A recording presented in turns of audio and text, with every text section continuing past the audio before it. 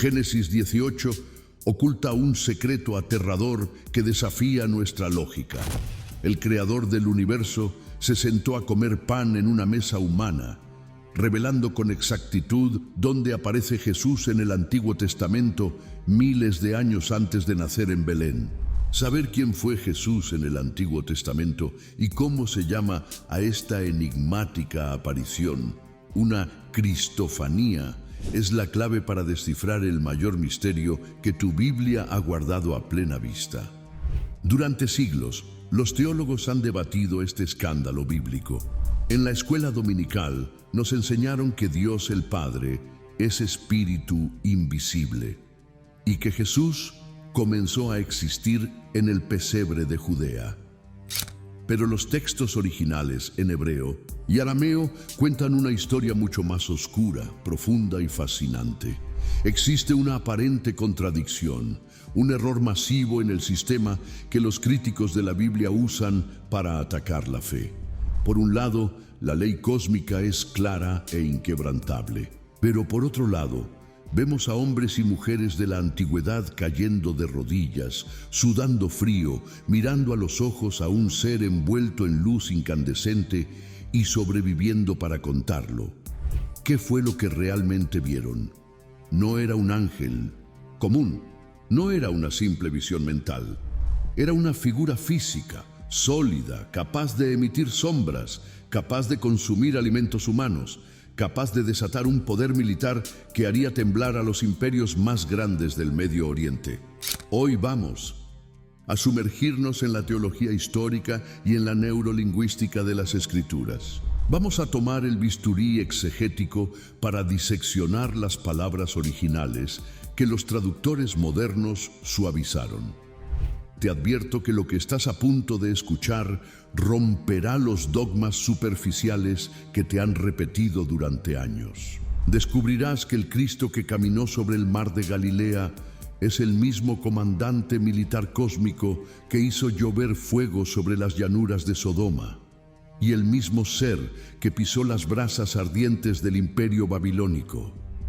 Prepárate, porque vamos a viajar a través del desierto, los hornos de fuego y las tiendas de los patriarcas, persiguiendo las huellas dactilares divinas del Hijo de Dios antes de que la historia humana siquiera tuviera un calendario. Si estás listo para enfrentar la verdad del texto hebreo sin filtros religiosos, acompáñame a desentrañar la paradoja más grande del universo: el Dios infinito comprimido en la finitud humana.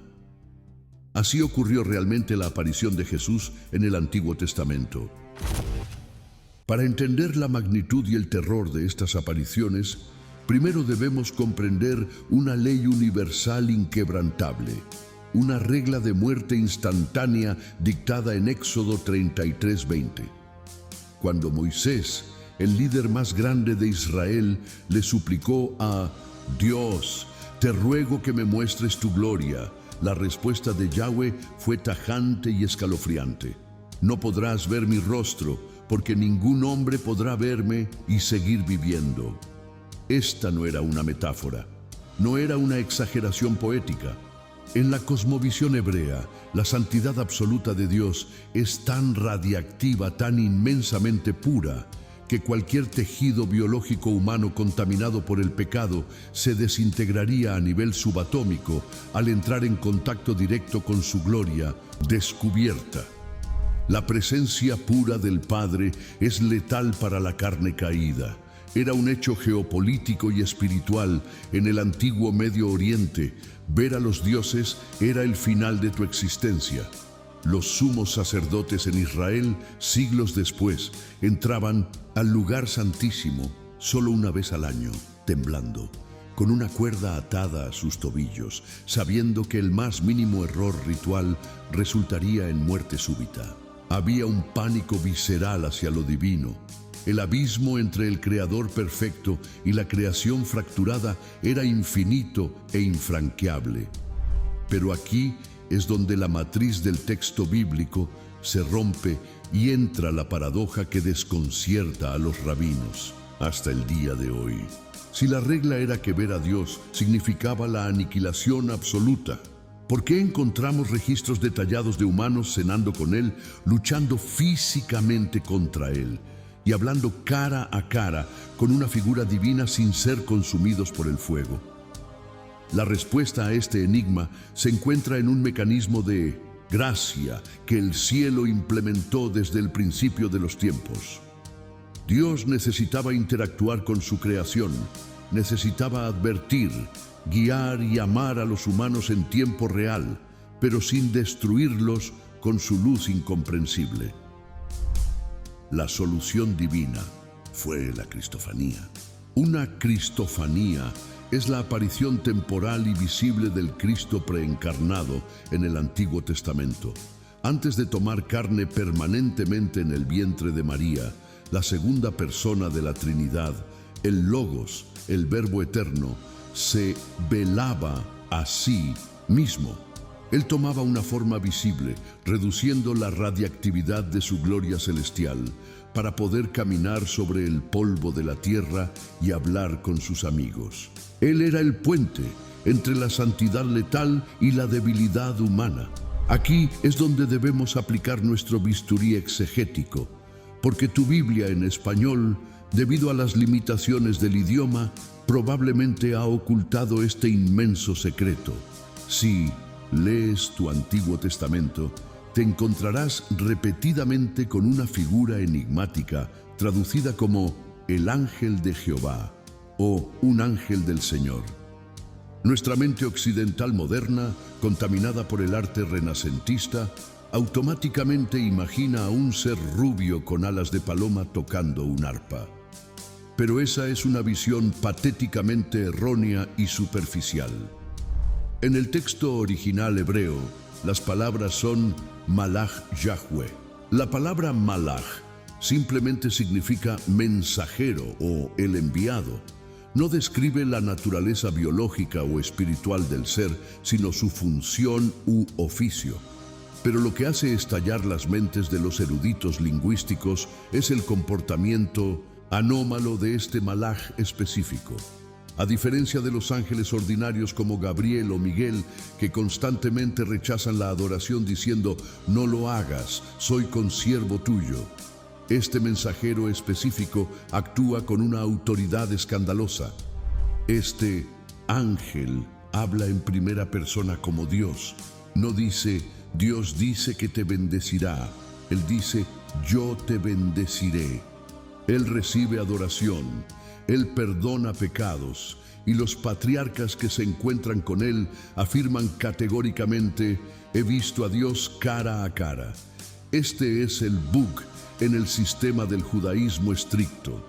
¿Cómo puede alguien ser enviado por Yahweh, lo que implica que es distinto del remitente, y al mismo tiempo ser Yahweh, poseer todos los atributos divinos? La única respuesta lógica, matemática y teológica a la ecuación del Malach Yahweh es el Hijo de Dios. Es Jesús antes del Nuevo Testamento.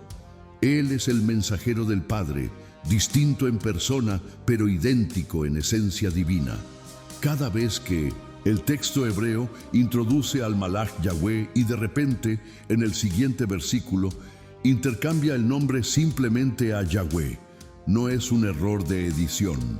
Es el Espíritu Santo, dejándonos un rastro de migajas de pan para mostrarnos que el Hijo siempre estuvo ahí, ejecutando la voluntad del Padre desde el amanecer de la historia. Observa de nuevo la imagen que te trajo a este documental. Un hombre, con el terror absoluto grabado en sus pupilas, un simple pan rústico sobre una mesa de madera y una figura que irradia una luz sobrenatural insoportable, mientras las sombras de la muerte y el mal huyen despavoridas al fondo. Esta no es una escena inventada. Es la representación exacta del capítulo 18 del libro de Génesis, en el encinar de Mamre.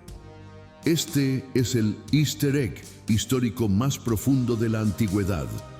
Abraham, el padre de la fe, estaba sentado a la entrada de su tienda en el calor del día, cuando levantó los ojos y vio a 3 hombres de pie frente a él. Al principio, parecen ser solo viajeros polvorientos, pero Abraham, con una percepción espiritual aguda, corre hacia ellos, se postra en tierra y usa el término Adonai, Señor Supremo, para dirigirse al líder de este trío. Lo que sucede a continuación rompe todas las reglas de la religiosidad estructurada.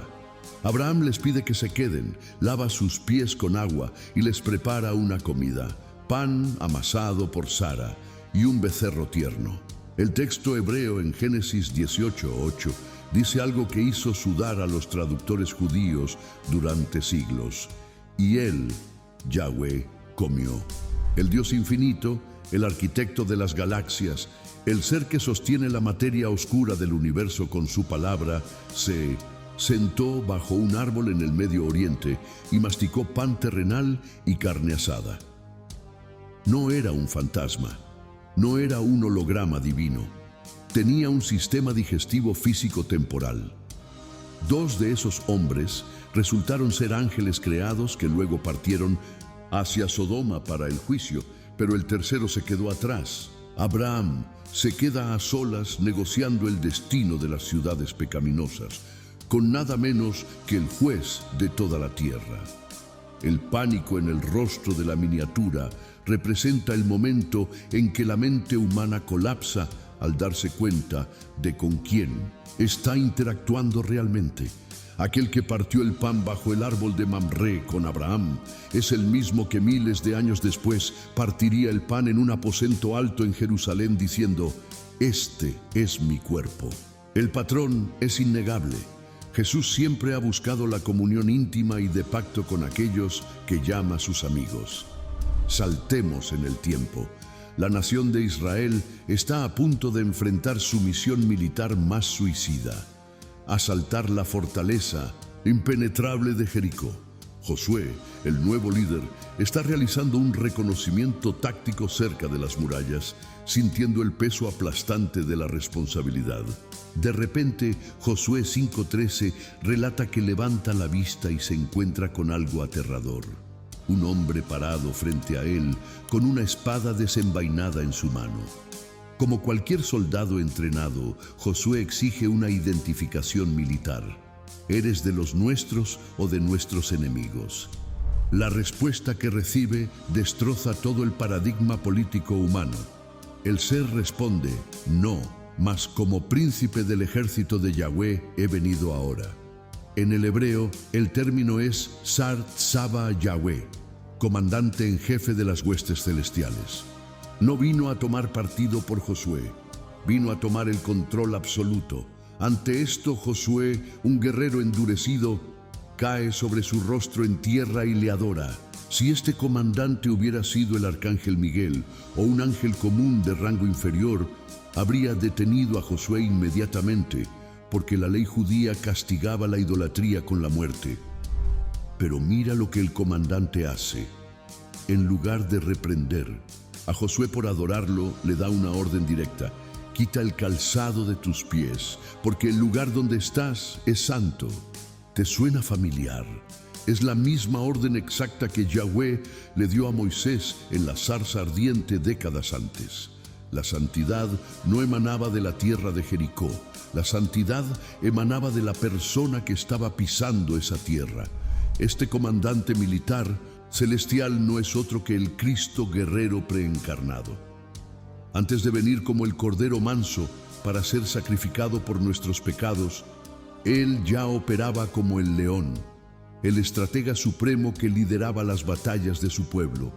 El Jesús que derramó su sangre en la cruz es el mismo arquitecto militar que derrumbó los muros de Jericó con su sola presencia. Avancemos a la época oscura y anárquica de los jueces.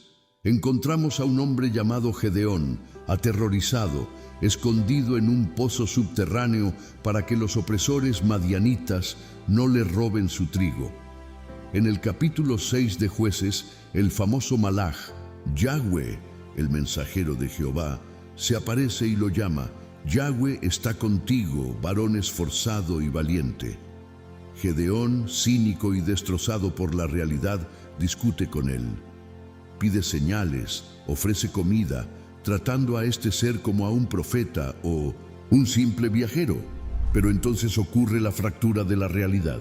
El ángel toca la carne y los panes sin levadura con la punta de su bastón, y un fuego sobrenatural sube de la roca sólida, consumiendo la ofrenda instantáneamente. Y en ese microsegundo de revelación, el ángel desaparece. Jueces 6:22 registra el colapso psicológico de Gedeón. Al darse cuenta de quién era, grita: «¡Ah, Señor Yahweh! Que he visto al ángel de Yahweh cara a cara». Gedeón estaba seguro de que sus pulmones iban a colapsar y su corazón se detendría por la maldición de ver a Dios. Pero el texto dice que Yahweh le habló, probablemente una voz desde el cielo ahora: «Paz a ti. No tengas temor, no morirás». Años más tarde, este mismo patrón exacto se repite con Manoa y su esposa, los futuros padres de Sansón, en Jueces 13. El ángel del Señor se les aparece para anunciar el nacimiento milagroso. Cuando Manoa le pregunta su nombre, la respuesta es escalofriante y misteriosa. ¿Por qué preguntas por mi nombre, que es admirable, incomprensible, maravilloso? Luego, el ángel asciende al cielo en medio de la llama del altar. Manoa cae a tierra y pronuncia su sentencia de muerte. Ciertamente moriremos, porque a Dios hemos visto. Esta palabra admirable en hebreo es peli, un término reservado exclusivamente para la deidad. Es exactamente la misma raíz de la palabra usada en la famosa profecía de Isaías 9:6 sobre el Mesías que nacería. Y se llamará su nombre Admirable, Consejero, Dios Fuerte. El Jesús, que nacería de una virgen, ya estaba anunciando su propio carácter incomprensible a los padres de Sansón. El imperio babilónico representó la máxima humillación para Israel. El rey Nabucodonosor, en el apogeo de su narcisismo, construye una estatua de oro puro y ordena bajo pena de muerte que todas las naciones se postren al escuchar la música. 3 jóvenes hebreos, Sadrac, Mesac y Abed-nego, se mantienen de pie, firmes. Su desafío desata la ira patológica del rey, quien ordena calentar el horno de ejecución 7 veces más de lo normal. El calor es tan radioactivo que las llamas matan a los guardias de élite, que los arrojan al fuego. Aquí es donde la historia debería terminar en cenizas, según la lógica física. Pero en Daniel capítulo 3 ocurre el evento de seguridad y rescate más espectacular de la antigüedad. Nabucodonosor se levanta espantado de su trono. Sus ojos no pueden procesar la imposibilidad térmica que está presenciando. Grita a sus consejeros: ¿no echaron a 3 varones atados dentro del fuego? Ellos responden: es verdad, oh rey. Y el rey pronuncia la frase que cambiaría la historia de la teología babilónica: He aquí yo veo a 4 varones sueltos que se pasean en medio del fuego sin sufrir ningún daño. Pero es la última parte de su frase la que actúa como un relámpago exegético. Y el aspecto del cuarto es semejante a hijo de los dioses. El arameo original utilizado aquí es Bar Elahim. El rey pagano, usando su propio vocabulario limitado, estaba describiendo una deidad. Pero nosotros, con la lente del Nuevo Testamento, sabemos exactamente quién era ese cuarto hombre. No era un ángel creado de bajo rango, era el Cristo preencarnado, manifestándose físicamente dentro de la matriz de la combustión. Él no apagó el fuego desde el cielo con una tormenta. Él descendió al mismísimo infierno babilónico para caminar hombro a hombro con sus fieles. La cristofanía en el horno de fuego demuestra un atributo espectacular del carácter de Jesús. Él no siempre te rescata del fuego, pero promete estar contigo dentro del fuego, anulando su poder destructivo sobre tu alma. Llegados a este punto, Debemos conectar el cable principal para que la electricidad divina fluya completa. Regresemos por un momento al evento fundamental del judaísmo, la revelación en la zarza ardiente a Moisés en Éxodo capítulo 3. El texto es claro. Y se le apareció el Malaj Yahweh, el mensajero de Jehová, en una llama de fuego en medio de una zarza. De nuevo, el mensajero habla como Dios mismo y le revela a Moisés el nombre sagrado e incomunicable de la deidad. Yo soy el que soy. La identidad de Dios como el gran yo soy, Yahweh, era el pilar absoluto, el dogma intocable de la fe judía. Apropiarse de este título era el equivalente teológico al suicidio en el primer siglo. Y aquí es donde ocurre el choque tectónico entre el Antiguo y el Nuevo Testamento. Avanzamos rápidamente hasta el Evangelio de Juan, capítulo 8. Jesús está inmerso en un debate brutal, agresivo y tenso con los fariseos, los líderes religiosos más educados de la época. Los fariseos se burlan de él, diciendo que no tiene ni 50 años, y le preguntan incrédulos si acaso él ha visto a Abraham, quien murió siglos atrás. La respuesta de Jesús en Juan 8:58 es, teológicamente hablando, una detonación nuclear. Él los mira directamente y pronuncia en griego una frase que hiela la sangre de sus oponentes. De cierto os digo, antes que Abraham fuese, yo soy. Jesús no dijo yo fui, usando un tiempo verbal pasado. Usó el eterno presente. Con dos simples palabras Jesús estaba declarando frente al mundo espiritual y terrenal: yo soy el que se sentó a comer bajo el encinar de Mamre con Abraham.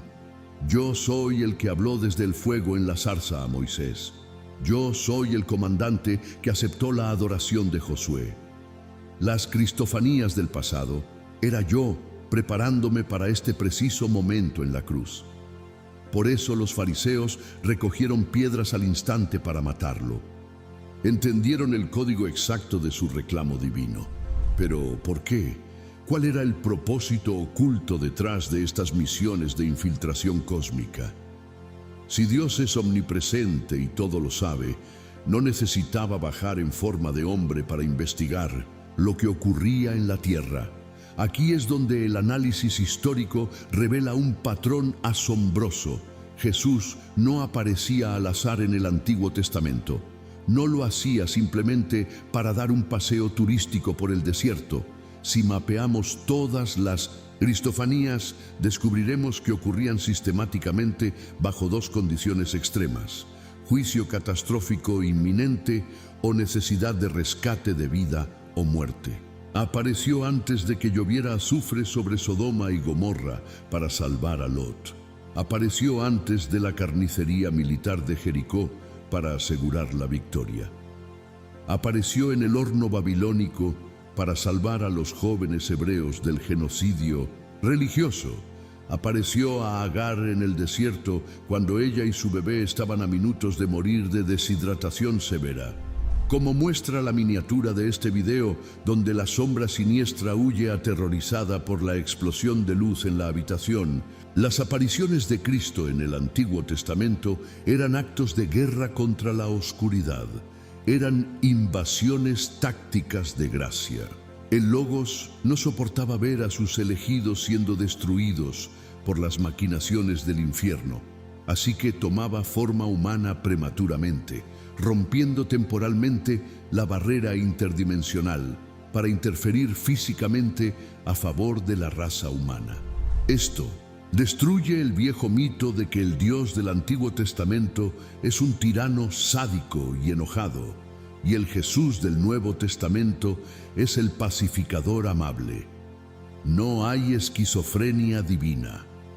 Es la misma persona. El Jesús lleno de gracia de los evangelios es el mismo Yahweh del Antiguo Testamento, que descendía personalmente al fango humano para proteger a su pueblo.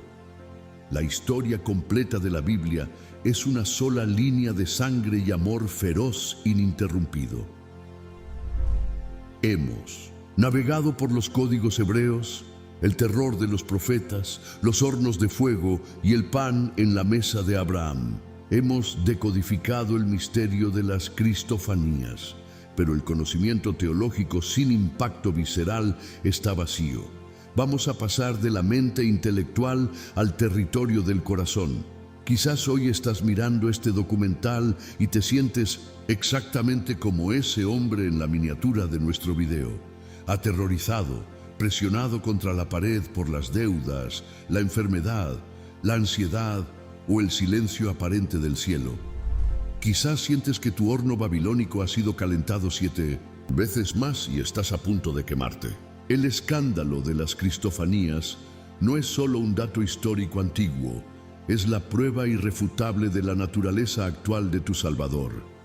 El Dios al que sirves no es una deidad distante que te mira sufrir desde una galaxia lejana a través de un telescopio divino. Él es el cuarto hombre, el mismo Cristo que no toleró dejar a Sadrach, Mesach y Abednego arder solos. Es el mismo que está de pie en medio de tu crisis financiera, tu diagnóstico médico o tu tormenta familiar ahora mismo.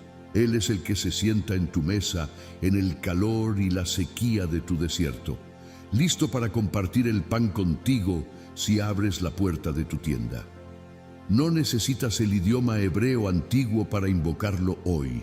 Solo necesitas un corazón quebrantado y la fe para pronunciar el nombre, sobre todo, nombre. La historia de la Biblia está codificada con misterios que transforman vidas cuando son revelados. Si este documental rompió los límites de lo que creías saber sobre Jesús en el Antiguo Testamento, tu mente no está lista para lo que tenemos en el próximo nivel de exégesis. En la pantalla tienes otro documental profundo de nuestro canal sobre los secretos que la iglesia moderna ha olvidado. Suscríbete a Ruach Creativo Oficial, activa las notificaciones y acompáñanos a seguir descifrando la paradoja divina. La verdad está escrita. Solo necesitabas los ojos correctos para leerla. Nos vemos en el próximo misterio.